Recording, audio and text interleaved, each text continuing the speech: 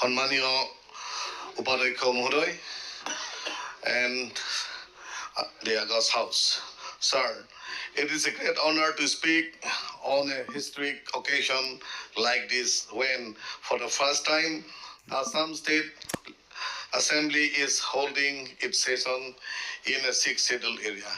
I myself come from the sixth scheduled area of Karbi Anglong, and I am proud to say that the Karbi Anglong have had the experience of the great journey of the sixth scheduled council.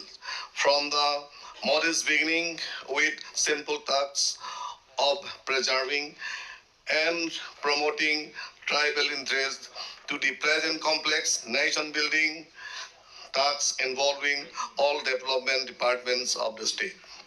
Sir, we all know that at the dawn of the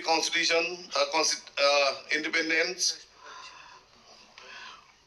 we all know that at the dawn of our independence, the Constituent Assembly was constituted to draft our present constitution.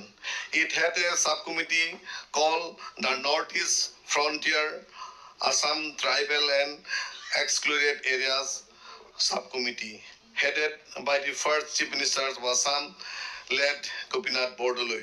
That is why it was also called Bordoloi Committee.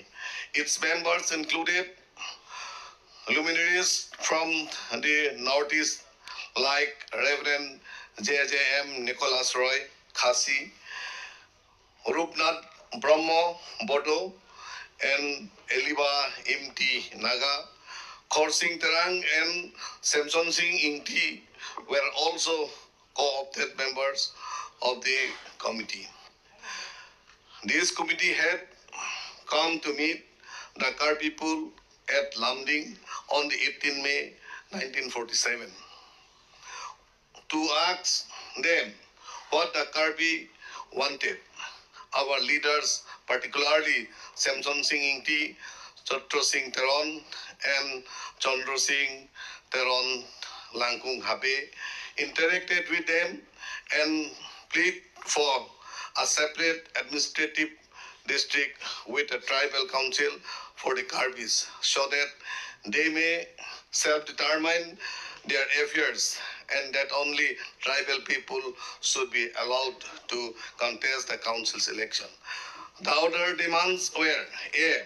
Tribal land should be protected by law and that it should be inalienable. B. To give importance to education of the tribal people. And C. All customs and traditions of the tribal peoples should be protected by law. That was the beginning of the sixth schedule concept in Karbi Anglong, and the Bordoloi Committee had drafted the sixth schedule with similar provisions for all the hill tribal people. Sixth schedule was designed to be our safety net while being a part of the great nation of India. That this provision will ensure the safety and security of the tribal people as far as their land, forest, language, culture, and traditional are concerned. These are the core subjects over which the six scheduled tribal councils have full power, and the laws passed by the State Assembly and the Parliament on this subject cannot supersede the laws passed by the tribal councils. But sir, during the first 2 decades of the sixth scheduled regime, that is the 1950s and 1960s, it was discovered that the tribal people needed to develop a part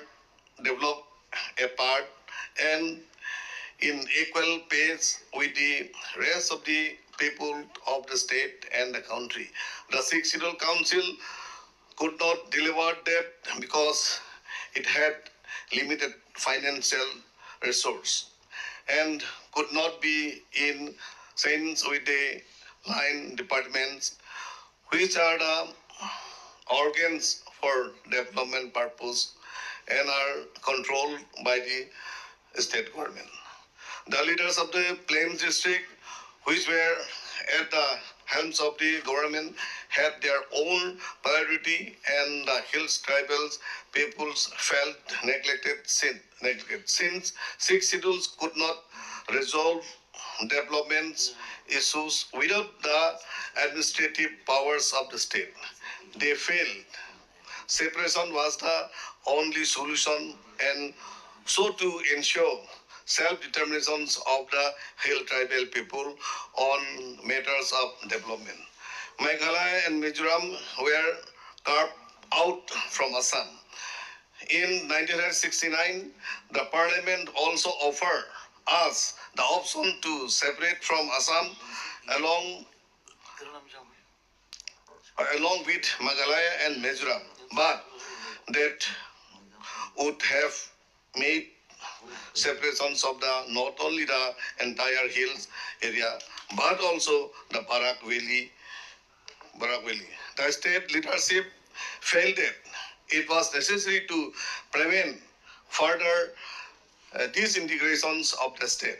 So a meeting was held with the hill leaders of the hills leaders on 3rd February 1970 at Haflong, where it was decided that the 6th Scheduled Council would also look after all the development department in their respective Please conclude. areas. And the necessary fund